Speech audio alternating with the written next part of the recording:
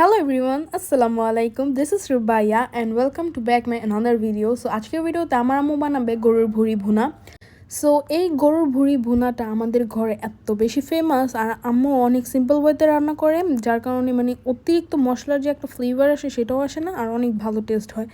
বেশি কথা না বলে চলেন রেসিপিতে চলে যাওয়া যাক। ফার্স্টেই একটা প্যানের ভিতরে তেল দিয়ে নিতে হবে, এরপরে পেঁয়াজ দিয়ে দিতে হবে। পেঁয়াজ দিয়ে পেঁয়াজটাকে ভালো করে ভেজে নিতে হবে। তারপর পেঁয়াজটা যখন এরকম করে ভাজা হয়ে যাবে তখন এর মধ্যে পানি দিয়ে দিতে হবে মশলাগুলো কষানোর জন্য। তারপর পানির ভিতরে আদা রসুন বাটা দিয়ে দিতে হবে পরিমাণ মতন। এরপর লবণ দিয়ে দিতে হবে স্বাদ অনুযায়ী। তারপর এখানে হলুদের গুঁড়া দিয়ে দিতে হবে। তারপর এখানে মরিচের গুঁড়া দিয়ে দিতে হবে পরিমাণ মতন, আপনারা আপনাদের স্বাদ অনুযায়ী দিবেন। এরপর ধনিয়ার গুঁড়া দিয়ে দিতে হবে পরিমাণ মতন। এরপর এখানে জিরার গুঁড়া দিয়ে দিতে হবে। তারপর এখানে শাহি গরম মশলার গুঁড়া দিয়ে দিতে হবে।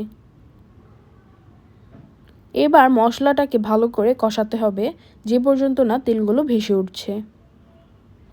মশলাটা কষানোর সময় এখানে গরম মশলাও ব্যবহার করা হয়েছে। গরম মশলার জন্য এখানে দারুচিনি, কালো গোলমরিচ, বড় এলাচ, লং আর ছোটো এলাচ ইউজ করা হয়েছে, আর সাথে কয়েকটা তেজপাতা দিয়ে দেওয়া হয়েছে। তারপর এখন মশলাটাকে ভালো করে কষাতে হবে যে পর্যন্ত না মশলা থেকে তেলটা বেরিয়ে আসছে।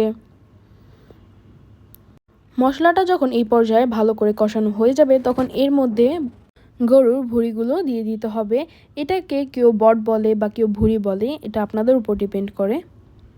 তারপর ভুঁড়িগুলো দিয়ে মশলার সাথে ভুঁড়িটাকে ভালো করে এরকম করে কষানোর পরে ঢাকনা দিয়ে ঢেকে রেখে দিতে হবে। গরুর ভুঁড়িটাকে ঢাকনা দিয়ে ঢেকে রাখার 5-10 মিনিট পরে একটুখানি আবারও নেড়ে চেড়ে তারপর এখানে পানি অ্যাড করে দিতে হবে। এই ভুঁড়িটা রান্না করতে প্রায় আমাদের 3.5 ঘন্টার মতন লেগেছে। আমি তো এখানে ভিডিওটা এডিট করে জাস্ট 4 মিনিটের মতন করেছি, বাট এটা রান্না করতে এত সময় লাগে বলার বাহিরে। তারপরে এখন জাস্ট ভুঁড়িটাকে একটুখানি সিদ্ধ করার পালা, জাস্ট সিদ্ধ করে নিতে হবে।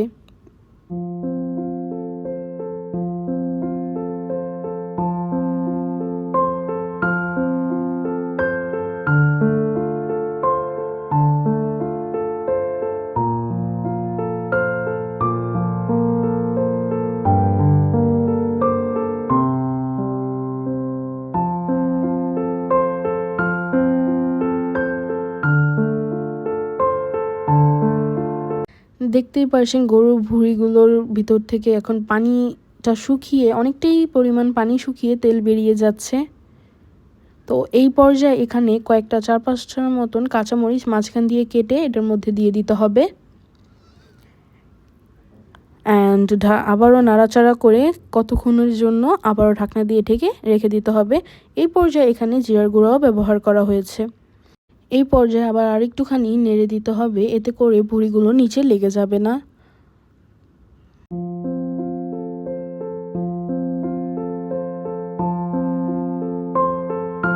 So this is the final look. So আজকের মতন এখানেই বিদায় নিচ্ছি, দেখা হবে অন্য কোনো ইন্টারেস্টিং ভিডিওতে। আশা করি ভালো থাকবেন, সুস্থ থাকবেন আর আমাদের জন্য দোয়া করবেন। আল্লাহ হাফেজ। আর আপনাদের যদি কোনো রেসিপি লাগে অবশ্যই আমাদের কমেন্ট বক্সে কমেন্ট করতে ভুলবেন না।